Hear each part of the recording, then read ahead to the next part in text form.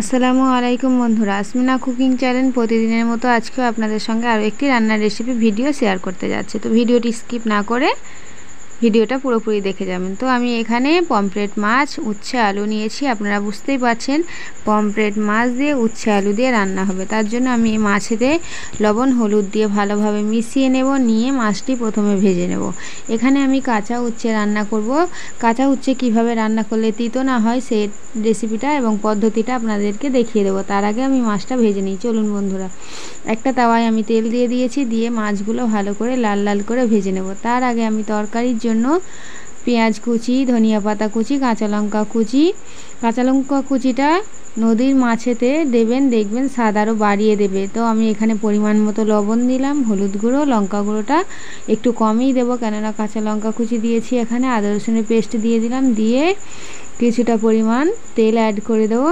তেল অ্যাড করে দেওয়ার ফলে এবারে অল্প পরিমাণ জল দিয়ে দেবো। জল দিয়ে আমি এখানে তেল ছাড়ার জন্য বসিয়ে দেবো। এদিকে আমি মাছটা একটা পিঠ ভাজা হয়ে গিয়েছে, উল্টে উল্টে ভালো করে লাল লাল করে মাছগুলো ভেজে নেব। তো দেখুন বন্ধুরা, আমি এবারে ধীরে ধীরে মাছগুলো উল্টে নেব। একদম ধীরে ধীরে মাছগুলো উল্টাবেন, তেল ছিটকে হাতে পায়ে পড়তে পারে। তো দেখুন বন্ধুরা, মাছগুলো ভেজে নিয়েছি। এদিকে আমি কাঁচা উচ্ছে যেহেতু রান্না করব, তাই উচ্ছেতে লবণ দিয়ে ভালো করে হাত দিয়ে মেখে নেব। মেখে নিয়ে কিছুক্ষণ রেখে দিলে দেখবেন উচ্ছে দিয়ে জল বের হবে। তো এদিকে আমার মাছ ভাজাটাও প্রায় কমপ্লিট। দেখতেই পাচ্ছেন বন্ধুরা, আমি মাছ ভাজাটা নামিয়ে রেখেছি। উচ্ছেটা লবণ দিয়ে মিশিয়ে রাখার কারণে উচ্ছে থেকেও জল ঝেড়ে দেবে। তো এদিকে আমার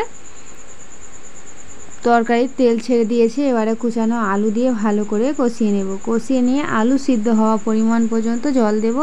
এখানে খুব বেশি জলের প্রয়োজন হয় না। আপনারা যদি একটু সামান্য তেল ঝাল রাখতে চান তাহলে একটু বেশি জল দেবেন, না হলে যদি একদম জল না রাখতে চান তাহলে কম জল দেবেন। তো দেখুন বন্ধুরা, উচ্ছে থেকে কতটা জল বের হচ্ছে।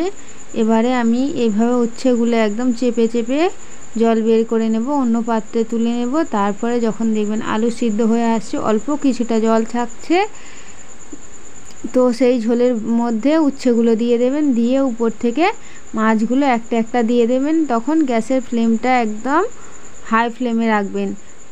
হাই ফ্লেমে রেখে একদম যতটা ঝোল রাখতে চান সেই রকম হিসাবে নামিয়ে নেবেন। দেখবেন উচ্ছেগুলো তেতো হয়নি এবং এই তরকারিটা খুব সুস্বাদু মানের হয়েছে।